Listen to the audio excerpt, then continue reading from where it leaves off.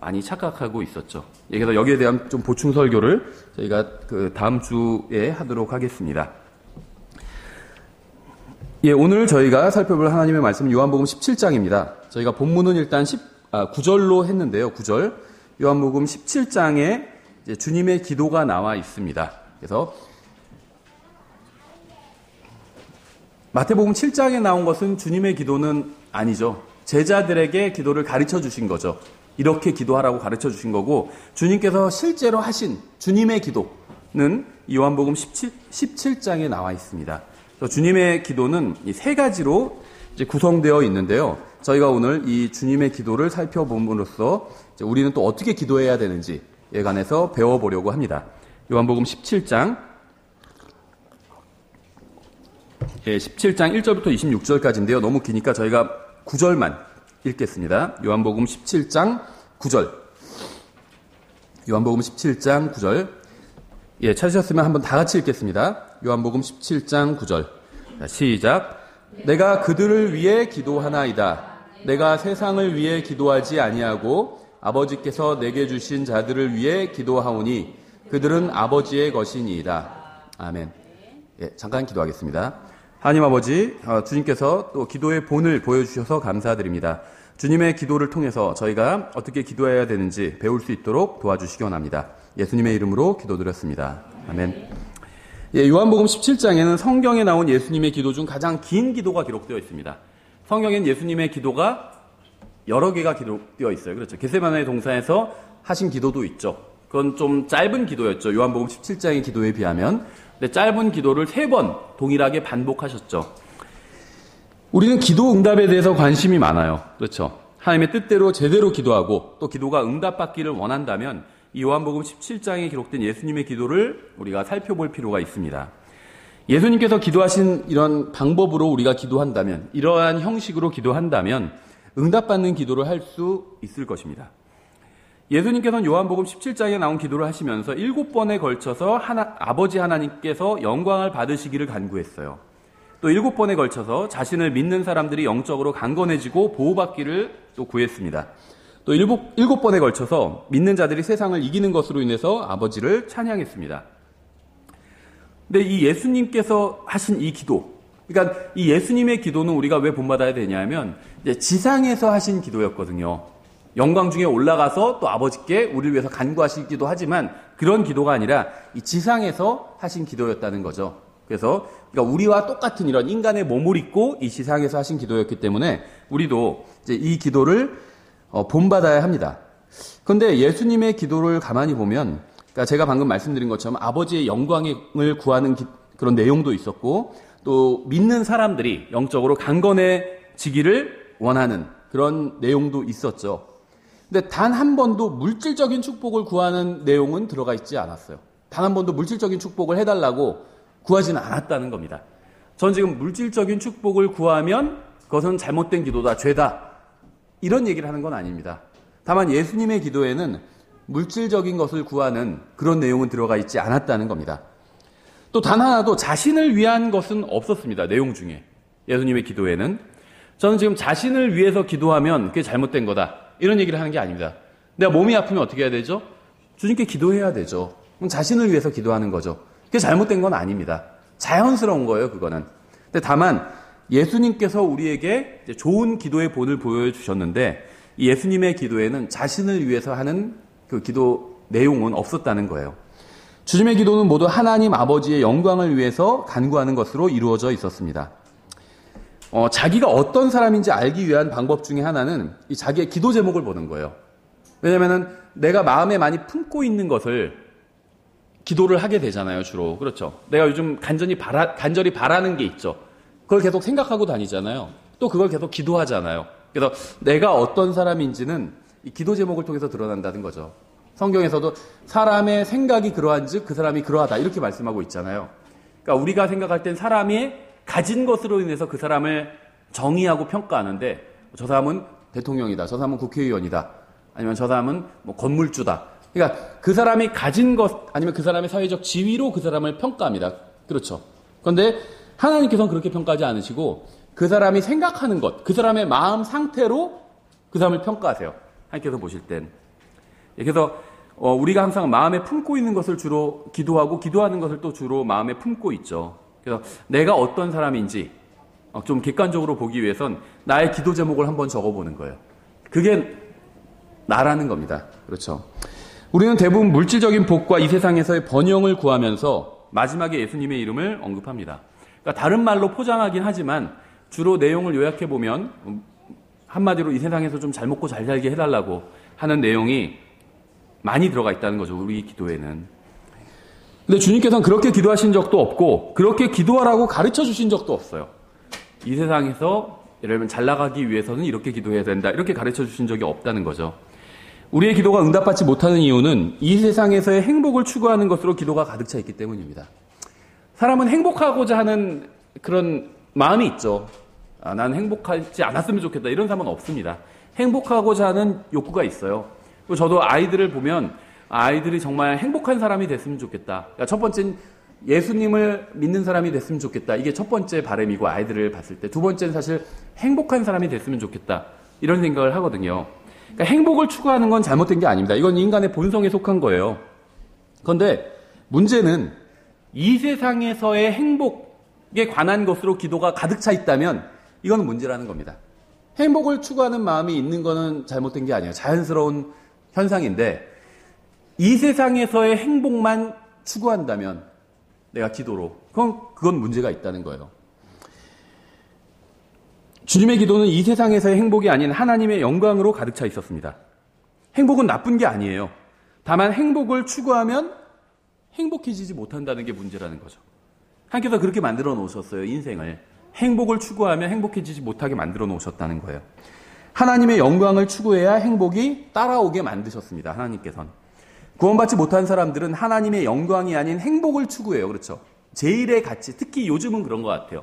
예전에 명예도 추구하고 막 그랬는데 요즘은 그런 거 없어요.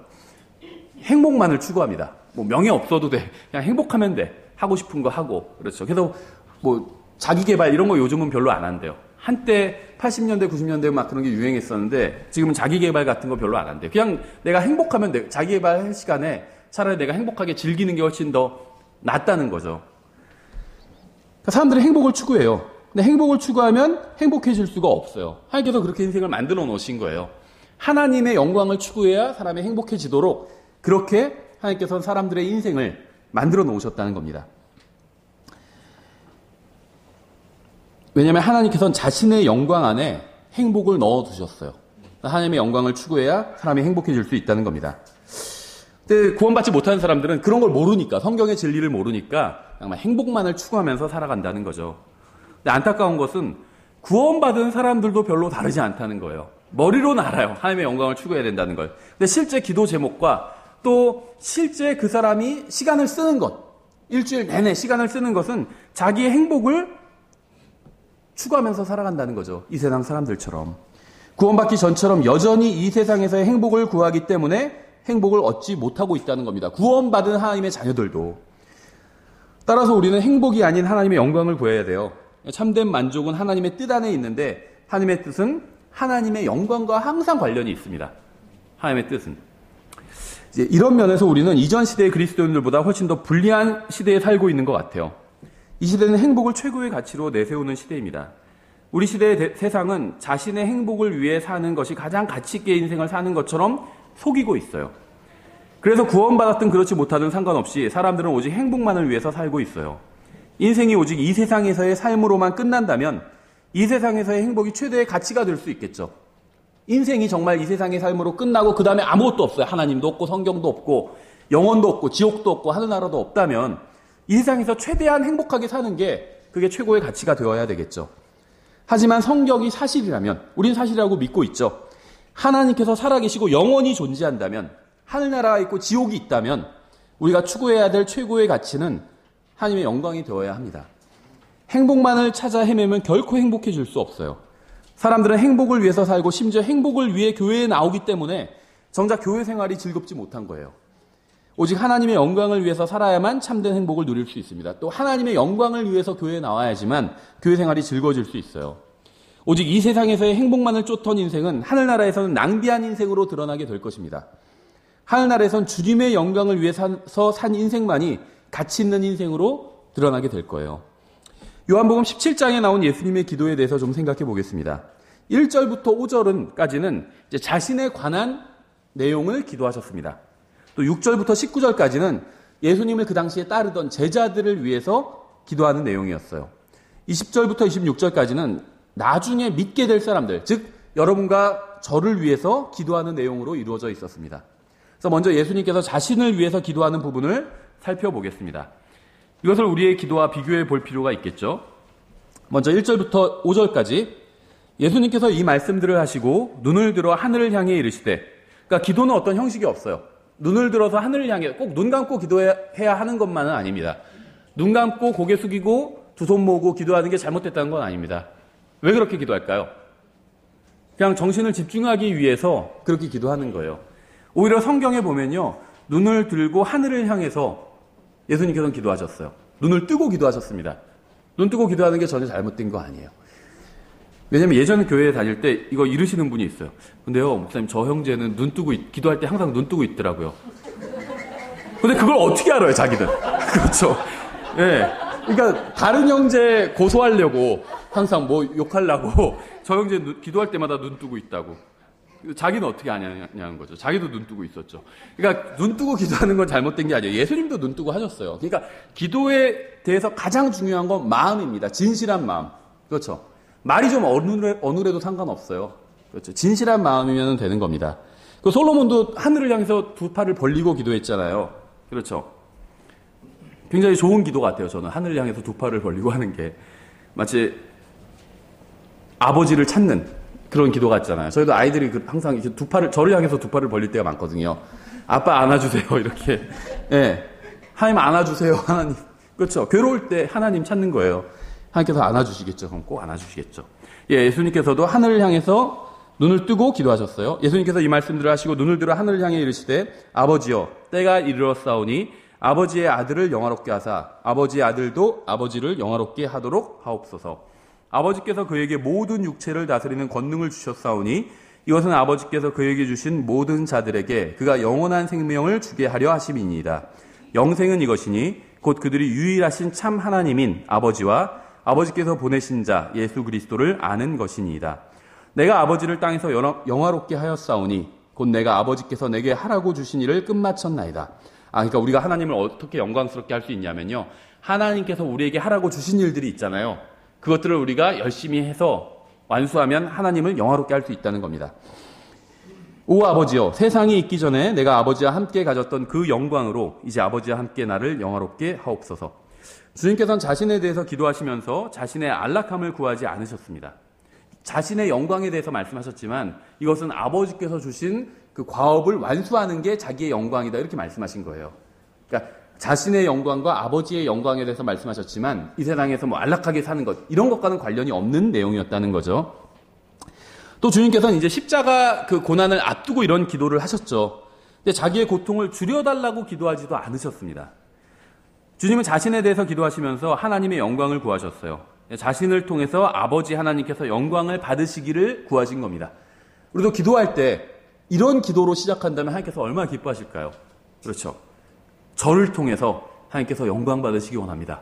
이런 기도를 한다면 얼마나 기뻐하실까요? 자녀를 통해서 부모님이 영광을 받는다면 부모님이 그거보다 더 기뻐할 만한 게 없겠죠. 자녀가 이 세상에서 잘 살고, 예를 들면 열심히 살고 사람들에게 칭찬받고, 그러면 그게 부모의 영광인 거거든요. 이 세상에서 막 법도 어기고 감옥에 가고 그러면 그건 부모의 수치인 거죠. 그렇죠? 우리가 하나님의 말씀대로 살면 하나님께 영광이 돌아간다는 겁니다. 그런 것으로 우리가 기도를 시작한다면 얼마나 하나님께서 흐뭇해 하실까요? 그렇죠. 볼 때마다 돈 좀 주세요, 막 이런 것이 아니라, 생각해보세요. 자식을 만날 때마다 돈 달라고 하면 필요한 걸 주겠지만, 부모니까. 하지만 그거보다는 자기를 통해서 부모에게 영광이 돌아가는 그런 일을 하겠다고 그렇게 하나님께 기도를 한다면 얼마나 기뻐하실까요? 여러분의 기도를 주님의 기도 한번 비교해 보시기 바랍니다. 여러분은 하나님께서 여러분에게 무엇을 해주기 원하시나요? 하나님께서 여러분을 통해서 어떤 일을 하시기 원하시나요? 여러분의 인생에 무엇을 하시기 원하시나요? 더 많은 재물을 주시기 원하시나요? 이 세상에서 좀 더 잘 먹고 잘 살게 해주시기를 원하시나요? 예수님께서는 온 세상의 모든 죄값을 치르러 가기 전에 기도하시면서, 즉 하나님의 영광을 위해 자신을 희생하기 전에 기도하시면서 자신의 안위나 평안이나 안락함을 위해 간구하지 않으셨습니다. 고통을 조금 좀 줄여달라 이렇게 기도하지 않으셨다는 거예요. 자신의 고통을 덜어달라거나 줄여달라고 구하지 않으셨습니다. 주님께서는 하나님 아버지께서 영광을 받으시고 사람들이 구원받게 되기를 원하셨죠. 우리의 기도는 어떻죠? 우리는 너무나도 자주 십자가를 피하게 해달라고 기도합니다. 그렇죠. 고통을 줄여달라고 기도해요. 우리의 육체를 좀 더 편안하게 해달라고 간구합니다. 우리의 인생이 편하고 행복하게 해달라고 간구합니다. 이 세상에서의 삶이 좀 더 편하게 해달라고 간구해요. 예수님께서는 인간의 모든 죄값을 치르기 위해서 홀로 하나님의 진노를 받으시면서도 평안함이나 안락함이나 고통을 줄여달라고 기도하신 적이 없습니다. 주께서는 하나님의 영광과 사람들의 구원을 위해서 간구하셨어요. 이게 우리가 첫 번째로 기도해야 될 기도 제목입니다. 하나님의 영광과 다른 사람들의 구원을 위해서 기도하는 것. 우리는 예수님을 알고 있지만 예수님과 너무 다르죠. 예수님의 말씀을 알고 있지만 또 예수님을 믿는다고 하지만 또 예수님을 따른다고 하고 친구라고 그러고 가장 좋은 친구라고 그러고 그렇죠. 우리의 선생님이라고 그러고 우리의 주인이라고 그러고 나는 그분을 따라하는 사람 그리스도인이라고 그러고 이렇게 하는데 실제로 너무 달라요. 그렇죠. 예수님과 비교해 보면. 예수님께서는 가룟 유다에게 배반당하기 전에 이 기도를 하셨습니다. 주님은 자신이 배반당하실 것을 미리 아셨지만 그것에 대해서는 기도하지 않고 하나님의 영광과 사람들의 구원에 대해서 간구하셨어요. 예수님은 다른 사람들을 위해서 부당하게 고난을 당하시면서도 아무런 불만이나 불평을 하지 않으셨습니다. 그 결과 하나님께서는 영광을 받으시고 많은 사람들이 구원을 받았습니다. 그래서 심지어 로마 군인대 백부장까지도 예수님의 고난을 통해서 하나님의 영광을 보게 되었죠. 그날 이후로 우리를 포함한 수많은 사람들이 구원받게 되었어요. 주님께서 자신에 대해서 하신 기도는 하나님의 영광을 위한 것이었습니다. 이것이 바로 주님께서 인생을 가치 있게 사신 비결이었죠. 제자들을 위해서 하신 기도를 살펴보겠습니다. 6절에 아버지께서 세상에서 내게 주신 사람들에게 내가 아버지의 이름을 나타내었나이다. 그들은 본래 아버지의 것이었는데 아버지께서 그들을 내게 주셨으며 그들은 아버지의 말씀을 지켰나이다. 아버지의 것이었는데 그들을 내게 주셨다. 이렇게 말씀하고 있죠. 원래 이 사람들은 하나님만 알았어요. 하나님 아버지만. 그런데 이제는 하나님의 아들이신 예수 그리스도도 알게 되었죠. 이게 이제 요한복음 1장에서 말하고 있는 은혜를 위한 은혜예요. Grace for grace. 은혜를 위한 은혜.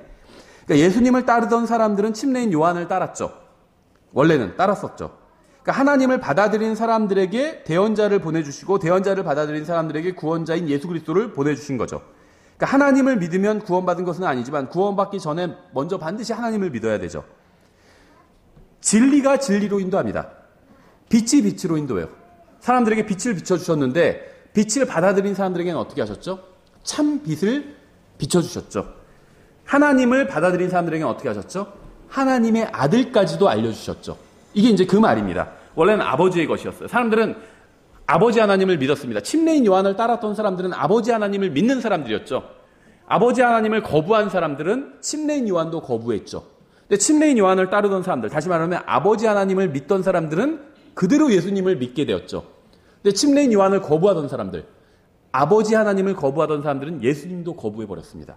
이게 이제 그 얘기예요. 아버지의 것이었는데 그 아버지의 것을 아들에게 주신 겁니다. 그렇죠? 예, 그래서 은혜가 은혜로 인도합니다. 7절에 이제 그들은 무엇이든지 아버지께서 내게 주신 모든 것이 아버지에게서 나온 줄 알았나이다. 나는 아버지께서 내게 주신 말씀들을 그들에게 주었사오며 그들은 그것들을 받고 내가 아버지로부터 나온 줄을 확실히 아오며 또 아버지께서 나를 보내신 줄도 믿었나이다. 이것이 바로 마귀가 성경을 공격하는 이유입니다. 마귀의 공격 목표 1호는 교회가 아니라 성경이에요. 왜냐하면 우리가 하나님의 말씀을 믿지 않으면 예수 그리스도를 믿지 않을 것이기 때문입니다. 하나님의 말씀 없이는 예수님이 누구신지 알 수 없기 때문이에요. 하나님의 말씀이 없다면 주님께서 무엇을 하셨는지 알 수 없고 우리가 무엇을 하기 원하시는지도 알 수가 없습니다. 따라서 예수님만 믿으면 되지 어느 성경을 사용하느냐는 중요하지 않다. 이렇게 생각하는 사람들이 있는데요. 그럼 마귀에게 속은 겁니다. 어느 성경을 사용하느냐는 어느 예수님을 믿느냐만큼 중요한 문제예요. 왜냐하면 예수님에 대해서 모든 성경이 서로 다른 성경이 똑같이 증언하고 있지 않거든요. 다르게 증언하고 있기 때문에. 우리의 믿음보다 더 중요한 것은 바로 성경입니다. 이 성경이 믿음의 원천이기 때문이에요. 성경이 잘못되면 우리가 아무리 열심히 믿어도 잘못된 것을 믿는 것에 불과하기 때문입니다. 믿음은 들음에 의해 오며 들음은 하나님의 말씀에 의해 오죠. 마귀에게 있어서 가장 중요한 문제는 성경 문제예요. 마귀는 사람이 성경을 의심하고 비평하고 뜯어 고치게 만듭니다. 사람들이 성경을 의심하면 결코 예수님을 믿지 않을 것이기 때문이겠죠.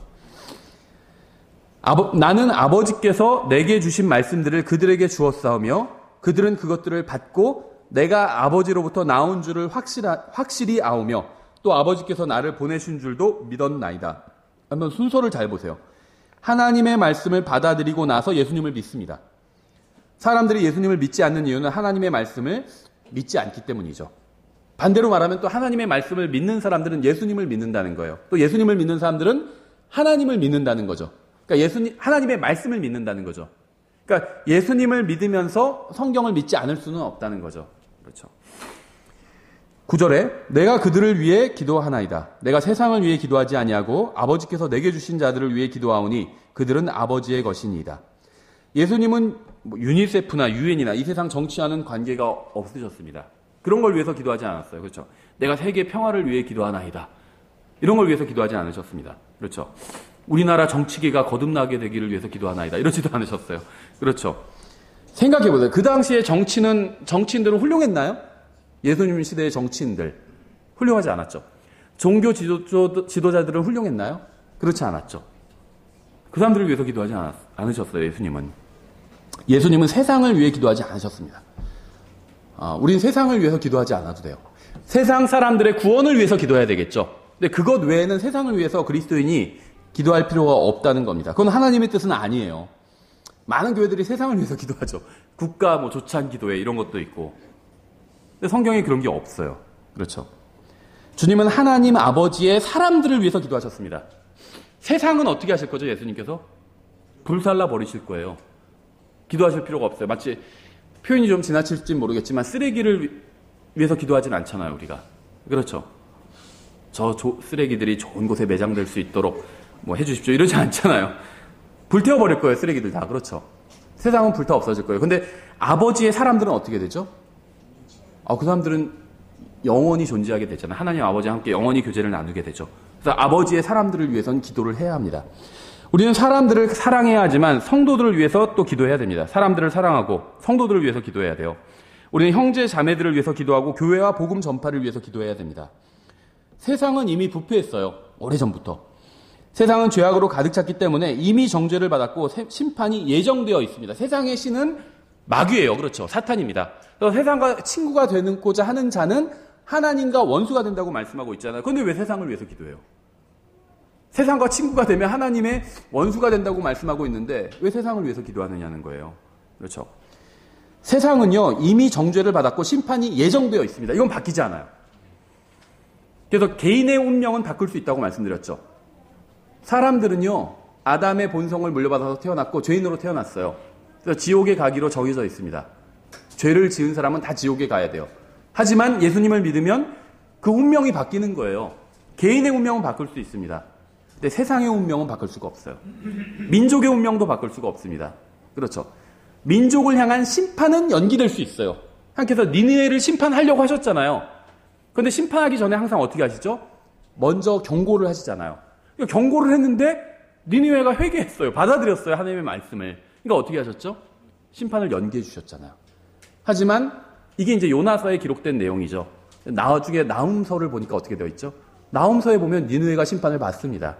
그렇죠. 나훔서는 그 요나 시즌 2라고 말씀드렸죠. 심판을 받아요. 그러니까 민족에 관한 운명은 바꿀 수가 없습니다. 정해져 있어요. 하지만 개인의 운명은 바꿀 수 있다는 거예요. 그래서 우리가 개인에게 복음을 전하는 거거든. 개인이 거듭나야 돼요. 민족은 거듭날 수도 없고 운명이 바뀔 수도 없어요. 그렇죠. 그래서 우리는 세상을 위해서 기도하지 않아요. 세상을 향한 심판은 예정되어 있기 때문에 정해져 있어요. 그건 바꿀 수 없습니다. 우리는 세상 사람들의 구원을 위해서는 기도하지만 그들의 번영을 위해서는 기도하지 않아요. 왜냐하면 그게 그렇게 큰 의미가 있는 것이 아니기 때문에. 우리가 오늘 그 오후에 야고보서를 공부하는데요. 이제 인생에 관해서 좀 그 여러 구절들을 찾아보려고 하거든요. 또 바람과 같고 무슨 수증기와 같고 많이 나오잖아요. 풀과 같고. 욥기에 보면 낙엽과 같다고도 말씀하고 있어요. 낙엽. 만지면 바스라지잖아요. 그런 낙엽과 같다는 거예요. 그러니까 이 세상에서의 번영을 위해서 기도할 필요는 없다는 겁니다. 그건 하나님의 뜻이 아니에요. 우리는 세상에 있는 선교사와 복음 전도자를 위해서 기도해야 됩니다. 세상에 있는 목사와 설교자들과 성경 교사들, 형제 자매들을 위해서 기도해야 돼요. 하지만 세상을 위해서 기도하지는 않습니다. 우리는 중국과 북한에 있는 지하교회 또 성도들을 위해서 기도하지만 중국과 북한을 위해서 기도하지는 않아요. 우리는 세상이나 세상 사람들이나 세상 정치 지도자들이 번영하고 성공하고 잘 먹고 잘 살게 되기를 위해서 기도하지 않습니다. 어떤 정당이 이번에 싹쓸이를 하게 해주십시오. 아니면 그래도 그래도 명맥은 유지하게 해주십시오. 이런 거 위해서 기도하지 않는다는 거예요. 그렇죠. 그 정당이 괴멸되면 안 됩니다. 이런 거 위해서 기도하지 않습니다. 그건 우리랑 상관없어요. 상관이 없습니다. 그렇죠. 정당이 다 없어져도 큰일이 일어나는 건 아니에요. 생각해보세요. 2000년 전에 아니면 300년 전에 무슨 정당이 있었나요? 그렇다고 세상이 망하지는 않았잖아요. 별로 상관없다는 겁니다. 그렇죠. 우리가 이 세상에서 좀 더 편안하게 사는 것과 관련이 있는 거지 궁극적인 어떤 우리의 운명과는 관련은 없다는 거예요. 예, 그래서 우리는 세상이나 정치 지도자들의 어떤 번영, 성공 이런 걸 위해서 기도하지 않습니다. 예수님은 세상을 위해서 기도하지 않으셨습니다. 여러분은 무엇을 중요하게 여기시나요? 사람들이 구원받는 문제를 정말 중요하게 여기시나요? 아니면 부동산이나 주식이나 물가가 오르는 것 이런 걸 중요하게 여기시나요? 그러니까 그런 말이 있잖아요. 요즘 그리스도인들은 집값이 떨어지는 걸 걱정하고 과거의 그리스도인들은 목숨이 떨어지는 걸 걱정했다. 이런 말이 있거든요. 서로 생각하는 게 달라요. 그렇죠? 여러분 우리나라가 부강해지기를 기도하시나요? 생각해보세요. 우리나라가 지금 세계에서 한 10번째 정도 되죠. 200개 정도 국가에서. 네, 우리나라가 5위권 아니면 빅3에 드는 것 이게 중요한 문제일까요? 아니면 10위권이 아니라 20위권, 30위권으로 내려가도 우리나라에 있는 많은 사람들이 구원받게 되는 게 더 중요한 문제일까요? 하나님께서 무엇을 더 중요하게 여기실까요? 예. 그렇죠. 이게 하나님의 관점으로 보면 답이 보여요. 우리의 관점만이 아니라. 저건 우리나라가 망했으면 좋겠다 이런 얘기를 하는 게 아닙니다. 잘 됐으면 좋겠어요. 부강해졌으면 좋겠고, 우리나라가. 하지만 그걸 위해서 저는 기도하지는 않습니다. 우리나라 사람들이 구원받기를 위해서 기도한다는 거죠, 저는. 성경에 나온 교회는 단 한 번도 세상이나 국가나 민족의 번영을 위해서 기도한 적이 없습니다. 신약 성경에 나온 교회는. 이 세상이나 우리나라가 더 살기 좋은 곳이 되게 해달라고 기도한 적도 없어요, 교회는. 세상이 평화로운 곳이 되게 해달라고 기도한 적도 없습니다. 왠 줄 아세요? 예수님께서 다시 오실 때까지 진정한 평화는 없고 오히려 전쟁에 대한 소문이 증가할 것이기 때문이에요. 우리는 세상이나 우리나라나 민족의 번영을 위해서 기도하는 것이 아니라 그들에게 복음을 전해야 됩니다. 그들의 번영이 아닌 그들의 구원을 위해서 기도해야 돼요. 멸망하고 있는 세상이 필요로 하는 것은 번영이 아니라 예수 그리스도예요. 예수님을 만나는 것, 이 세상 사람들이 예수님을 만나서 개인적인 관계를 맺는 것, 자기의 구원자로 예수님을 받아들이는 것, 이게 필요한 겁니다. 10절에 내 것은 내 아버지의 것이요 아버지의 것은 내 것이온데 내가 그들 가운데서 영화롭게 되었나이다. 이제 나는 세상에 더 있지 아니하오나 이들은 세상에 있사옵고, 제자들 말하는 거죠. 나는 아버지께로 가옵나니 거룩하신 아버지여 아버지께서 내게 주신 자들을 아버지의 이름으로 지키사 우리와 같이 그들도 하나가 되게 하옵소서. 예수님께서는 제자들을 위해서 두 가지를 간구하셨습니다. 첫째는 그들을 지켜달라는 것이었어요. 저는 주님의 간구대로 하나님께서 우리를 지켜주신다고 믿습니다. 그러니까 구약 성경에 보면요, 사람들을 지켜주는 게 천사였죠. 가디언 엔젤이 있었어요. 그렇죠. 사람들을 지켜주는 게. 그런데 신약 성경에 보면 저는 확실히 모르겠어요. 지금도 천사가 우리를 지켜주는지, 지켜줄 수도 있겠죠. 그런데 신약 성경에서는요, 아버지 하나님께서 우리를 직접 지켜주세요. 우리가 하나님의 단순한 백성이 아니라 하나님의 아들이 되었기 때문에. 그렇죠. 그래서 하나님께서 지켜달라고 간구하셨잖아요. 그래서 하나님께서 우리를 지켜주신다고 저는 믿습니다. 우리를 지켜주시는 분은 천사가 아니라 하나님이라고 믿어요. 둘째는 하나가 되게 해달라는 기도였어요. 여러분 이것을 좋아하지 않을지도 모르지만 예수님께서 믿는 사람들이 하나가 되게 해달라고 간구하셨고, 고린도전서 12장에서는 하나님께서 그 기도에 응답해서 우리가 모두 그리스도의 몸에 속한 한 사람이 되게 하셨습니다. 자, 하나님께서는 구원받은 모든 사람을 그리스도의 몸 안에 넣어주셨고 누구도 그 몸 안에서 밖으로 나올 수 없게 만들었다는 거예요. 다시 말하면 예수님을 믿는 사람들은 좋든 싫든 하나가 되었습니다. 그것도 영원히 하나가 됐어요. 우리가 이 세상에서부터 잘 지내는 법을 서로 배워야 돼요. 그렇죠. 예, 제가 지난번에 말씀드렸지만 그리 크지 않은 교회에서도 서로 막 싫어하는 사람들이 있어요. 라이벌도 있고. 그건 굉장히 잘못된 거예요. 심지어 그 예전 다니던 교회에서 개척교회에서 나올 때 어떤 분 전화가 와요. 혹시 누구누구 형제도 같이 나가냐고. 왜 그러세요? 그러니까 그 사람 가면 자기는 안 가고 싶다고 같이 싫어하는 거예요. 그 다음에 안 가면 오겠다고 그러고. 예. 잘못된 거죠. 그런데 어떻게 보면 그분한테는 불행하게도 제가 알기엔 둘 다 구원받은 사람이거든요. 영원히 하늘나라에서 함께 지내야 돼요. 모르겠어요. 어쩌면 하나님께서 옆방을 배정해 주실 수도 있을지도 모르겠어요. 그렇죠. 그런 사람들은 더. 근데 그래도 걱정할 거 없어요. 하늘나라에서 저 형제랑 새 예루살렘에서 다 자기 이제 저택 큰 방을 받을 텐데 자기 영원히 거할 처소를 받겠죠. 근데 무슨 펜트하우스 같은 걸 받을 거예요. 다 정말 큰 걸. 근데 저 형제랑 이웃이 되면 어떡하지? 걱정할 필요가 없어요. 마음이 바뀌거든요. 휴거돼서 올라갈 때 마음이 바뀌어요. 그렇죠. 이게 굉장히 휴거에서 가장 중요한 점은요, 우리의 몸이 어떤 몸으로 변화되느냐, 이게 아니에요. 물론 몸도 변화됩니다. 영광스러운 몸으로 변화가 될 거예요. 근데 그거보다 더 중요한 건 마음이 변하는 거예요. 육신을 벗어버리면서 이 죄의 본성을 완전히 벗어버리게 됩니다. 마음이 변화되게 돼요. 이게 굉장히 중요하거든요. 그러지 않으면 하늘나라가 유지가 안 돼요. 새 예루살렘은 길거리가 황금으로 되어 있잖아요. 근데 영광스러운 몸은 입었는데 마음은 그대로예요. 그럼 어떻게 할까요? 그거 가만 안 두죠. 빠루 같은 걸로 막 다 보도블록 뜯고 있을 거예요. 그렇죠. 그것도 대낮에. 거긴 밤이 없다고 그랬잖아요. 그러니까 마음이 변해야 돼요. 그러니까 새 예루살렘의 보도블록은 황금으로 되어 있지만 훼손되지 않을 거예요. 마음이 변화됐기 때문에 지금 이런 마음이 아니에요. 예, 그래서 서로를 주님께서 우리를 사랑하셨던 것처럼 서로 사랑하는 마음으로 완전히 변화가 될 겁니다. 그러니까 지금부터 그걸 연습해야 돼요. 그게 하나님의 뜻입니다. 그렇죠. 어디까지 했죠? 12절에 내가 그들과 함께 세상에 있을 때 아버지의 이름으로 그들을 지켰나이다. 아버지께서 내게 주신 자들을 내가 지켰고 멸망의 아들 외에는 그들 중에 하나도 잃어버리지 아니하였사오니, 이건 이제 가롯 유다를 말하는 거죠. 이것은 성경 기록을 성취하려 함이니이다. 이제 내가 아버지께로 가오니 내가 세상에서 이것들을 말하옵는 것은 그들이 내 기쁨을 자기들 안에서 성취하게 하려 함이니이다. 내가 아버지의 말씀을 그들에게 주매 세상이 그들을 미워하였사오니 이는 내가 세상에 속하지 아니한 것 같이 그들도 세상에 속하지 아니하기 때문이니이다. 나는 아버지께서 그들을 세상에서 데려가라고 기도하지 아니하오며 다만 그들을 악에서 지켜주시라고 기도하나이다. 내가 세상에 속하지 아니한 것 같이 그들도 세상에 속하지 아니하나이다. 우리 게시판에도 붙여놨죠. 세상에 있지만 속하지는 않는다. 바다에 있지만 바닷물에 빠지면 안 되는 겁니다. 그렇죠. 세상에 있지만 우리는 세상에 속하지는 않아요. 아버지의 진리로 그들을 거룩히 구별하옵소서. 아버지의 말씀은 진리이니이다. 아버지께서 나를 세상에 보내신 것 같이 나도 그들을 세상에 보내었고 또 내가 그들을 위하여 내 자신을 거룩히 구별하오니 이것은 그들도 진리를 통해 거룩히 구별되게 하려 함이니이다. 13절에서 예수님께서 무엇을 간구하셨죠?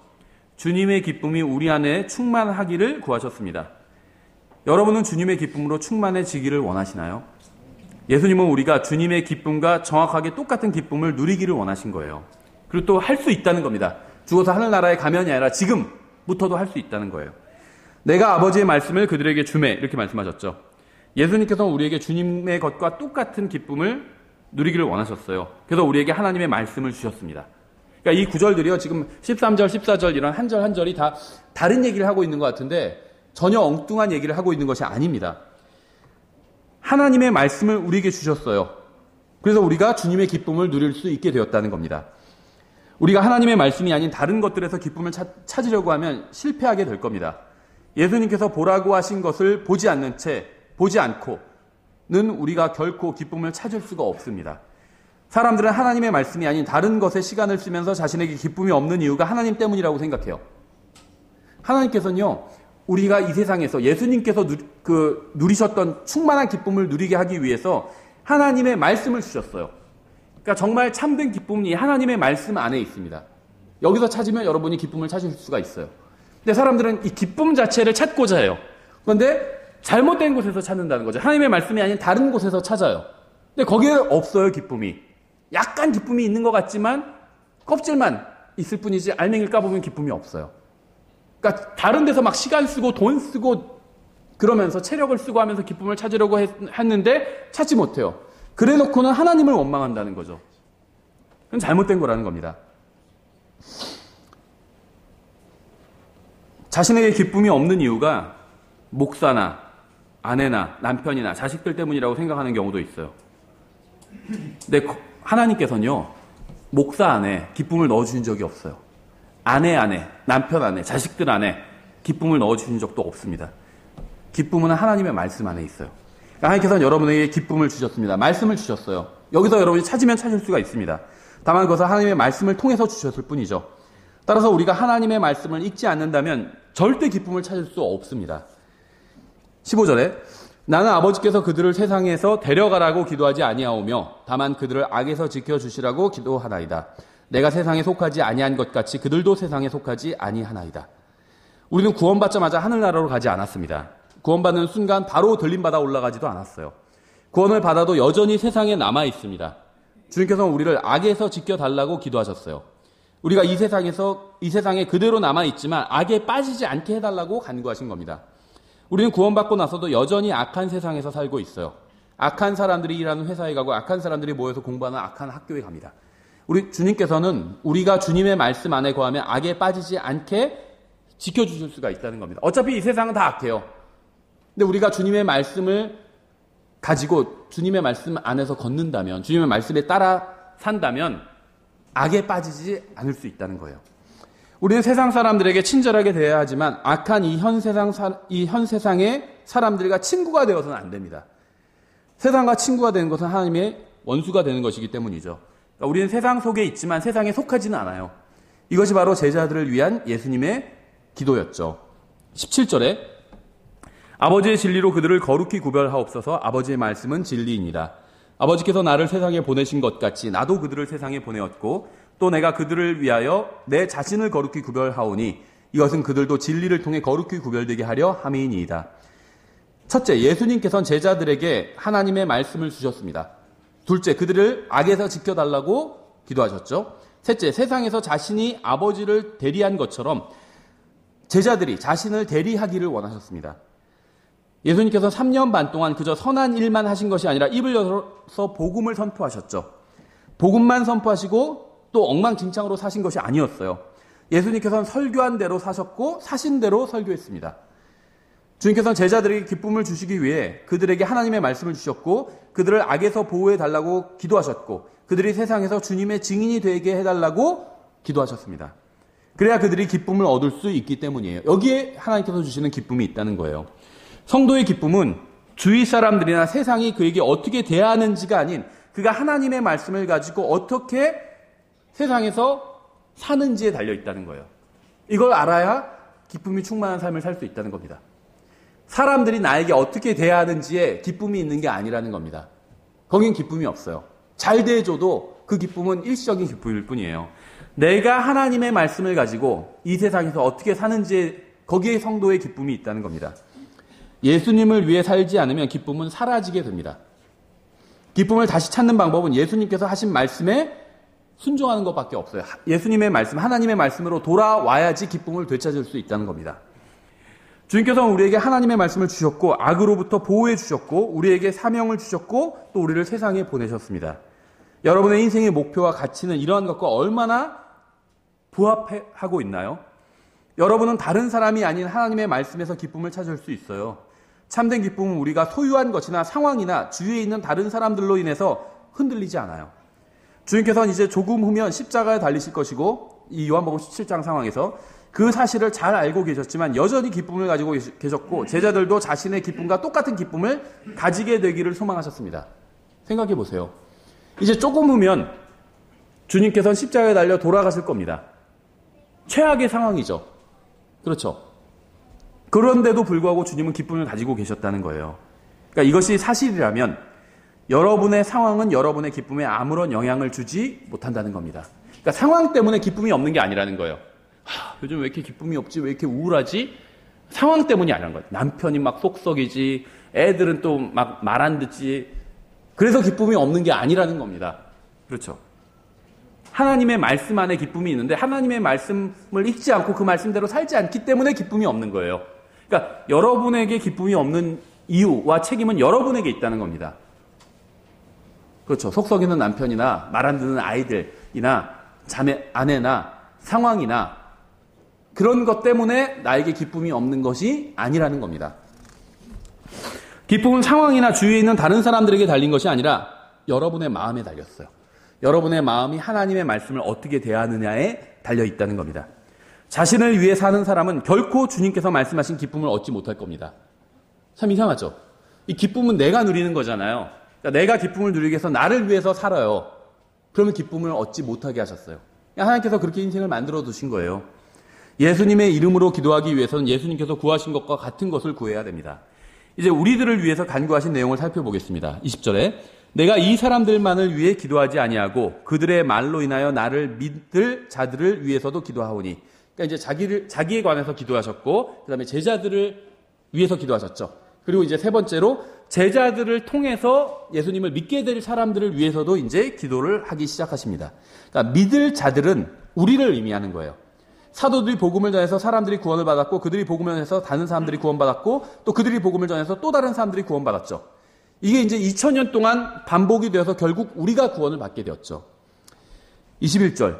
이것은 그들이 다 하나가 되게 하려 함이니이다. 아버지여, 아버지께서 내 안에, 내가 아버지 안에 있는 것 같이 그들도 우리 안에 하나가 되게 하사 아버지께서 나를 보내신 것을 세상이 믿게 하옵소서. 이게 이제 교회의 신비에 관한 거죠. 상호 거주의 진리예요. 우리가 주님 안에 있고 주님이 우리 안에 계세요.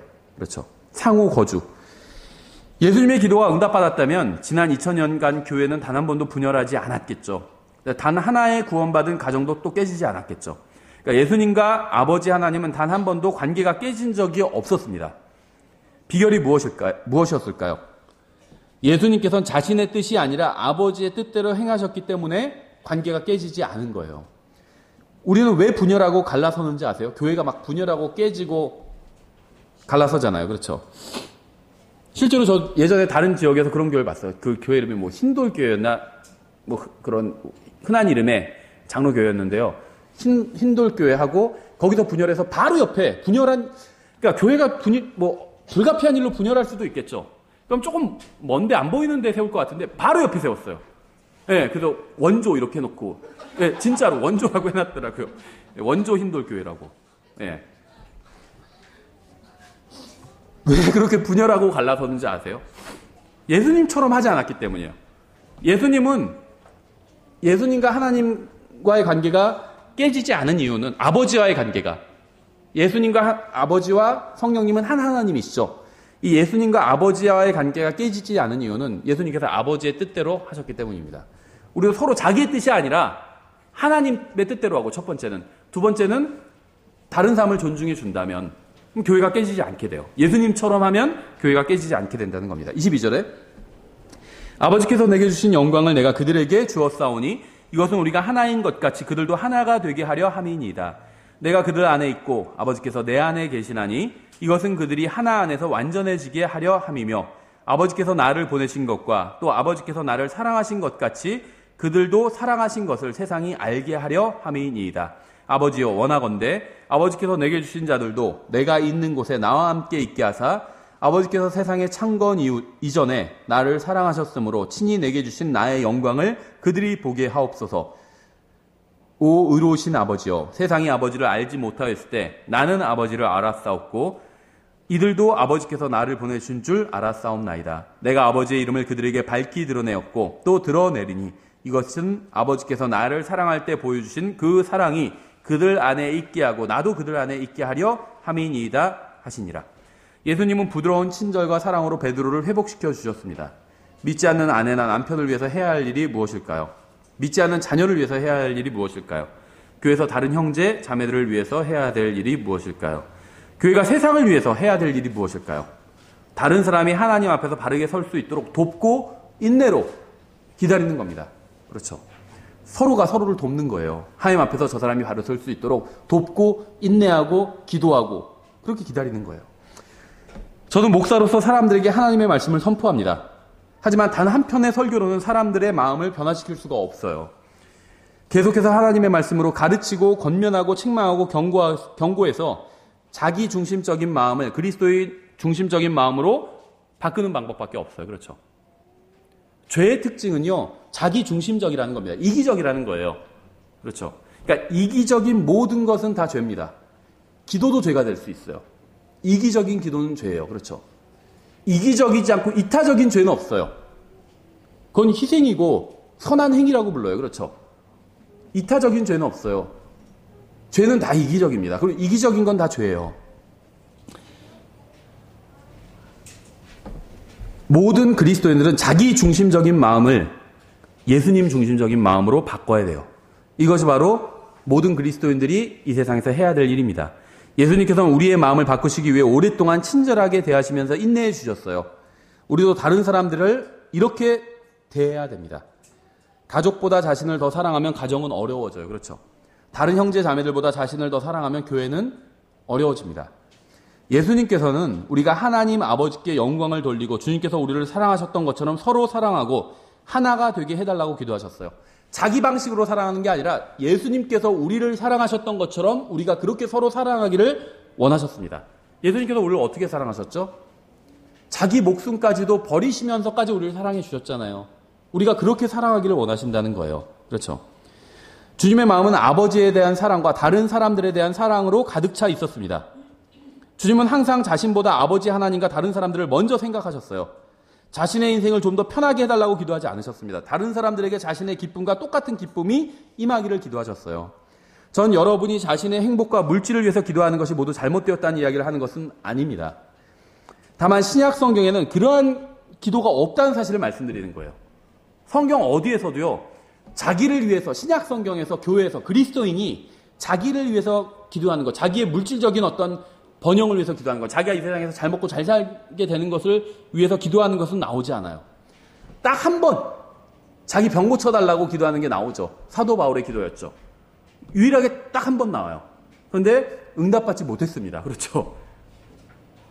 저는 우리가 하나님의 왕국과 그분의 의를 먼저 구하고 다른 사람들이 구원받게 되기를 구하면 우리 자신에 대해서 전혀 아무것도 구하지 않아도 우리의 모든 필요는 채움받게 될 것이라고 믿습니다. 마태복음 6장 31절부터 33절에 나와 있죠. 그러므로 염려하여 이르기를 우리가 무엇을 먹을까 혹은 우리가 무엇을 마실까 혹은 우리가 무엇을 입을까 하지 말라. 이 모든 것은 이방인들이 구하나니, 이방인들, 구원받지 않은 사람들 이런 거 구하면서 살죠. 항상 뭐 먹을까? 그렇죠. 뭐 입을까? 어디 갈까? 이런 거 구하면서 살잖아요. 이방인들이 하는 거래요. 너희 하늘 아버지께서는 이 모든 것이 너에게 필요한 줄 아시느냐. 필요 없다는 게 아니야. 먹고 입고 다 필요하죠. 근데 하나님께서 아신대요.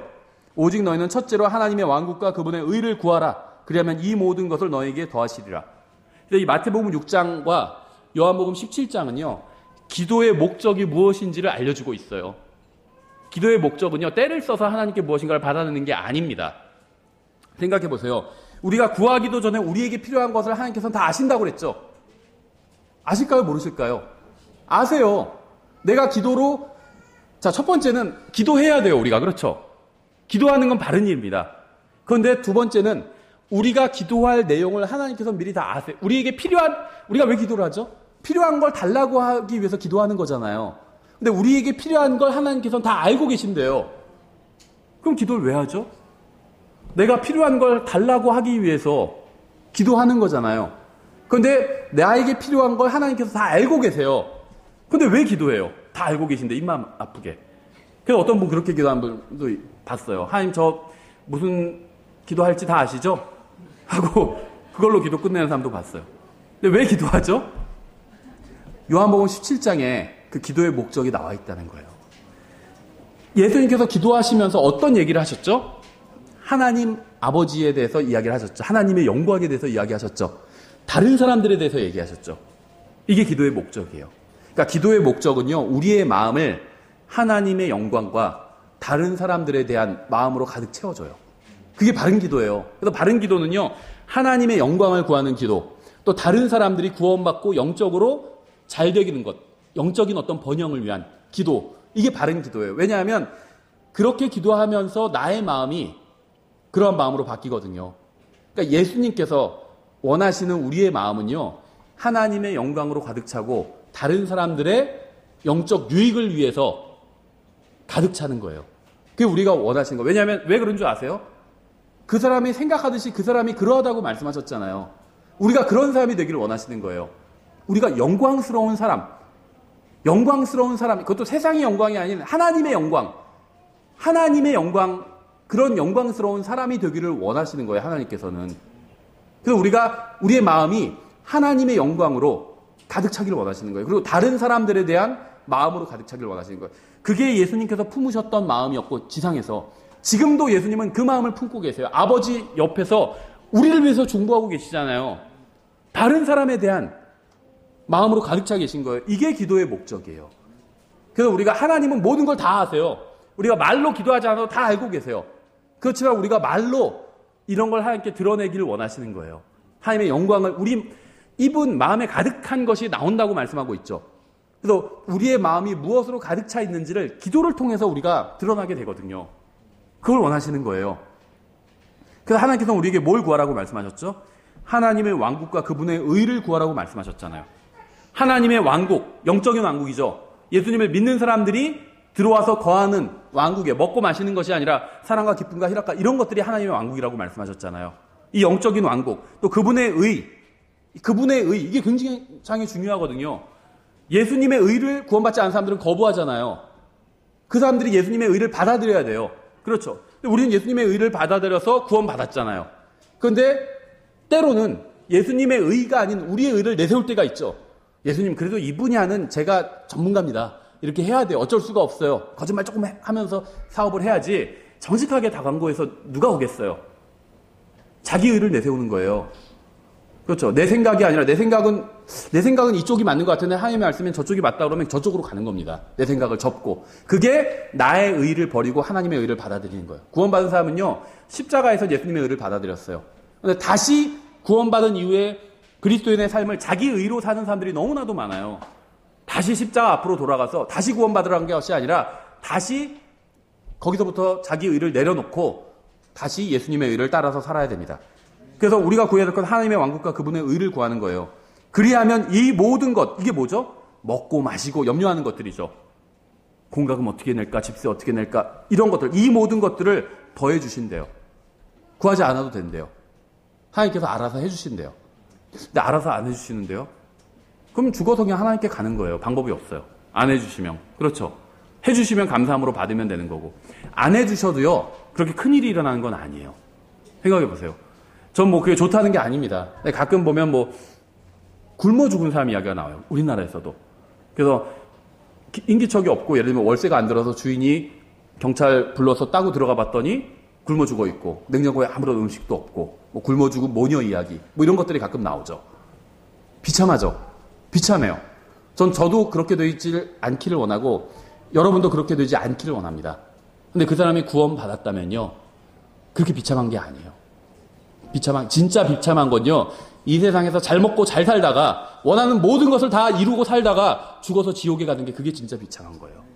이 세상에서 굶어 죽고 길거리에 가다가 쓰러져 죽고 그래서 거적대기에 말려서 신원 미상자 이렇게 돼서 그냥 소각돼 버리고 그렇게 됐다 할지라도 죽어서 하늘나라에 가면 그건 비참한 게 아니에요. 네. 우리 자신에 대해 구하는 것을 멈추고 하나님의 영광과 다른 사람들을 위해서 기도할 때 진정한 기쁨과 평안을 누리게 될 것이라고 믿습니다. 저에게는 이 세상에서의 번영이 아닌 예수 그리스도가 필요해요. 여러분도 마찬가지예요. 나 이미 구원받았는데 그래도 필요해요. 구원받은 사람에게 더 필요해요. 예수님이 없이는 아무것도 할 수 없다고 하셨잖아요. 제자들에게. 이 세상 사람들에게 바리새인들 예수님 안 믿고 거부하고 돌돌질하고 하는 사람에게 예수님이 근데 너희는 내가 없이 아무것도 하지 못한다. 이런 말씀하신 게 아니거든요. 자기를 따르는 제자들에게 하신 말씀이에요. 이 세상 사람들에게도 예수 그리스도가 필요합니다. 예수님을 믿고 구원받은 우리에게도 더 예수님이 필요해요. 예수님이 없이는 우리는 아무것도 할 수 없기 때문이에요. 예수님이 있는 곳에 참된 기쁨이 있습니다. 그래서 우리에겐 예수님이 필요해요. 하나님께서는 우리가 필요하는 모든 것을 우리가 구하기도 전에 다 알고 계십니다. 주님은 우리의 마음이 하나님의 영광과 다른 사람들에 대한 사랑으로 가득 차기를 원하십니다. 우리가 자신을 가장 사랑하는 것을 그만두고 하나님과 다른 형제 자매들을 사랑할 때 우리의 마음은 기쁨과 평안으로 충만하게 될 것입니다. 기도하겠습니다. 하나님 아버지, 저희를 구원하여 주시고 자녀 삼아 주시고 또 주님의 말씀을 주셔서 감사드립니다. 하지만 저희가 때로는 이 세상에서의 사는 삶에 대한 근심과 걱정으로 마음이 가득 찰 때가 있습니다. 지금 저희가 주님께서 말씀하신 것처럼 먼저 주님의 왕국과 또 주님의 의를 구하는 삶을 살 수 있도록 도와주시기 원합니다. 저희가 연약함으로 인해서 많은 것들을 염려하면서 또 걱정하면서 살아가고 있습니다. 하지만 저희가 그럴 때마다 저희의 시선을 십자가에 못 박히신 예수 그리스도께로 돌리고 하늘 왕자에 앉아 계신 예수님께로 저희의 시선을 돌려서 정말 저희가 이 세상에서 아무것도 걱정하지 않고 정말 주님께서 저희들에게 명령하신 그 일을 수행하면서 주님의 영광을 위해서 이 세상에서 살 수 있도록 저희들의 인생에 주님께서 개입해 주시고 이끌어 주시기 원합니다. 감사드리며 예수님의 이름으로 기도드렸습니다. 아멘. 다 같이 일어나셔서 찬송가 952장 찬양하시고 오전 예배 마치겠습니다.